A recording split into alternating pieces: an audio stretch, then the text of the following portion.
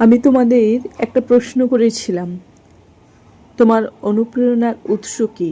বিশ্বাস করো, অসাধারণ অসাধারণ উত্তর পেয়েছি।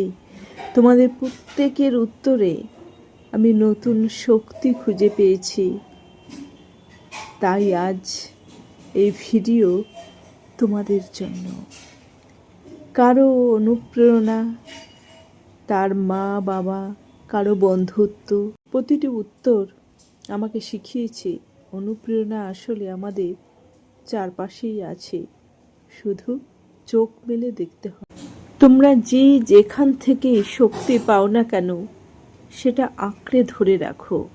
প্রতিদিনের ছোট্ট ছোট্ট সংগ্রামগুলোতে সেটাই তোমাদের এগিয়ে নিয়ে যাবে।